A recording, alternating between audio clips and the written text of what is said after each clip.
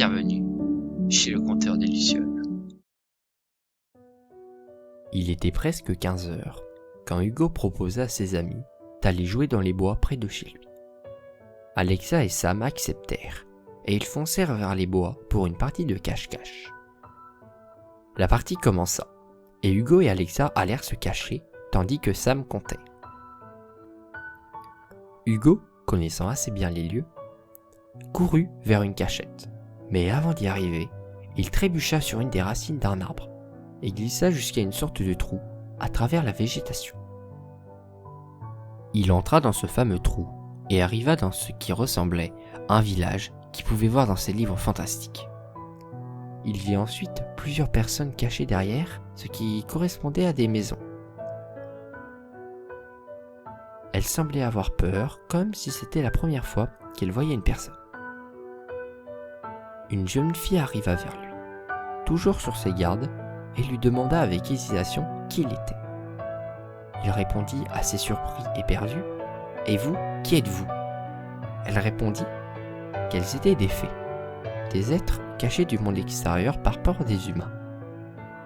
Il n'en revenait pas, et essaya de voir s'il ne dormait pas, mais il comprit bien assez vite que c'était bien la réalité. Quelques secondes plus tard, il entendit Alexa et Sam l'appeler dans toute la forêt. Il se mit à courir en direction de la sortie du village tout en criant.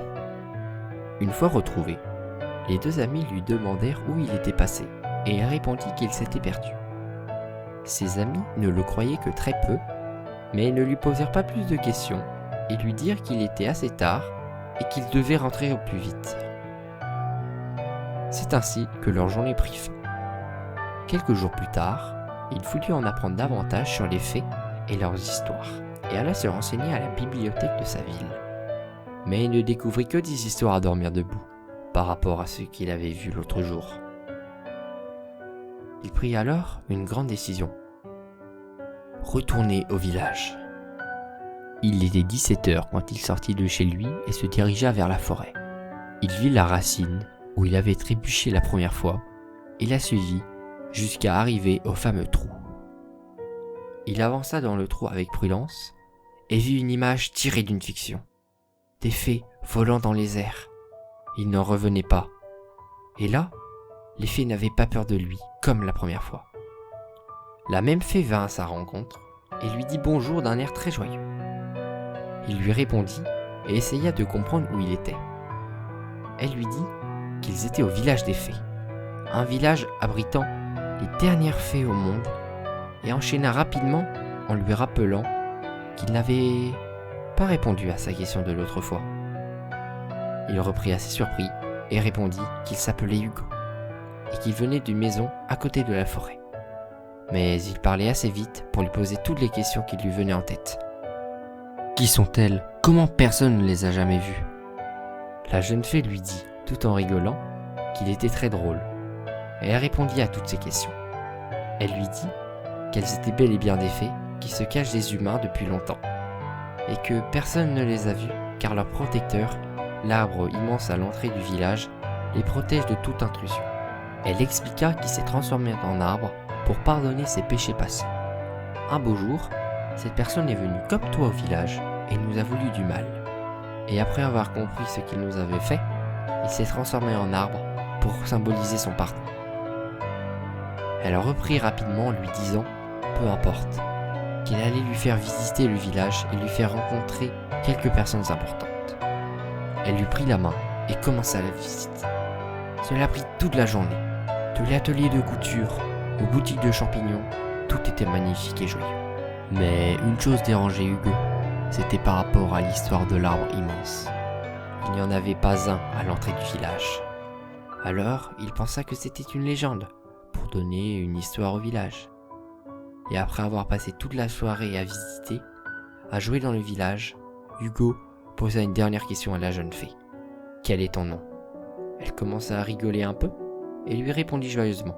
« Céleste. » Il rougit pendant quelques secondes, puis regarda une dernière fois le village et partit, tout content de son aventure. Il avait de plus en plus envie de revenir visiter et jouer avec Céleste. Les jours passèrent et Hugo arriva au jour de ses 16 ans. Cela faisait déjà 1 an qu'il connaissait le village des fées. Pour son anniversaire, il reçut de ses parents un bracelet aux couleurs de la beauté du soleil, un jaune très brillant et magnifique. Il était si content. Ses parents étaient toujours là pour lui à chaque moment de sa vie et il ne pouvait pas se passer d'eux. Pourtant, quelques heures après son anniversaire, il repartit au village où il découvrit avec joie que ses nouveaux amis lui avaient préparé une fête surprise. Hugo, par acte de reconnaissance, offrit à Céleste son bracelet. Ils se rapprochèrent de plus en plus au point de se considérer comme amoureux. Hugo se plaisait vraiment bien au village. Il jouait, visitait, était tellement proche et heureux avec Céleste, et les jours passèrent. Les mois passèrent. 2 ans s'étaient écoulés sans qu'il ne s'en rende compte, et sans qu'il n'ait eu une fois envie de sortir du village. Le jour de ses 18 ans, pourtant, tout devint clair. Il se rendit compte que 2 ans avaient passé, et pris de panique, il courut hors du village, les larmes aux yeux. Il se dirigea vers sa maison, prit la clé cachée sous le pot de fleurs et ouvrit brusquement la porte en criant « Papa, maman !» Mais 2 vieilles personnes étaient à l'intérieur, et, comme si elles avaient vu un fantôme, restèrent bouche bée. « Hugo ?» interrogea la vieille femme. Il commença à pleurer et s'écria « Oui, maman, je suis de retour !» Il ne pouvait pas se pardonner d'être parti aussi longtemps, et pensait déjà à tout le mal qu'il leur avait fait subir. Il s'apprêtait à aller embrasser la vieille femme, mais elle l'arrêta aussitôt et lui dit comme attristée qu'elle était désolée, mais que ses parents étaient décédés quelques mois plus tôt. Hugo ne bougea plus. Il était pétrifié, comme si son cœur avait cessé de battre, et s'effondra au sol en criant « Maudit sois-tu, village des fées !» Tout en pleurant, les 2 vieilles personnes lui expliquèrent que ses parents s'étaient inquiétés, mais au fond, sentaient que rien ne lui était arrivé. Et par acte de gentillesse, ils l'accompagnèrent jusqu'au cimetière de la ville, où reposa ses parents. Et il arriva devant la tombe. Malgré tout ce que les vieilles personnes lui avaient dit, il s'en voulait terriblement, car il savait qu'il les avait trahis et abandonnés. Pendant tout ce temps, il n'avait pas donné de nouvelles et n'avait pas eu envie de les revoir. Tout d'un coup, la pluie commença à tomber. Et pris d'une colère noire et d'une envie de vengeance envers le village des fées, il courut le plus vite possible jusqu'à sa maison, prit un briquet et se dirigea dans la forêt, à la fois enragé et à la fois triste. Il se précipita devant la porte du village. Mais toutes les fées étaient devant lui, comme si elles savaient déjà ce qui allait se passer. Hugo leur demanda si elles étaient au courant que le temps avait passé si vite. Elles lui répondirent que oui, elles savaient. Elle lui expliqua que dans le village, le temps est décalé et paraît plus court à l'intérieur qu'à l'extérieur. Comme par pitié et par empathie, elles ne bougèrent pas, n'essayèrent même pas de le retenir. Pourtant, Hugo s'approcha dangereusement d'une des maisons avec son briquet allumé. Il était un peu hésitant à brûler la maison, par vengeance, et eut un instant d'hésitation, et commença à se rappeler tous les bons souvenirs qu'il a passés au village. Mais voilà, la rage était plus forte. En quelques secondes, tout le village prit feu. Quelques instants plus tard, la fumée et les flammes s'étaient quasiment toutes dissipées. Et Hugo réalisa ce qu'il venait de faire. Il avait détruit une seconde fois sa famille. Il était tellement déçu de lui qu'il ne pouvait plus se retenir. Il pleura toutes les larmes qui lui restaient, et voilà que le sol se mit à trembler. Plus il pleurait, plus le sol tremblait.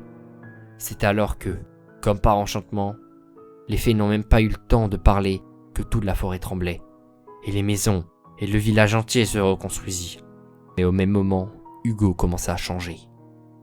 Ses jambes devinrent des racines, il grandit, tandis que ses bras s'étaient allongés pour devenir des branches. Hugo était devenu un arbre, le plus beau et le plus grand arbre jamais vu dans toute la forêt. Il ne pouvait pas vivre en ayant sur la conscience le fait qu'il ait abandonné sa famille une deuxième fois. Et en geste de sacrifice, il donna son corps et son cœur au village et devint le gardien et le protecteur du village des fées.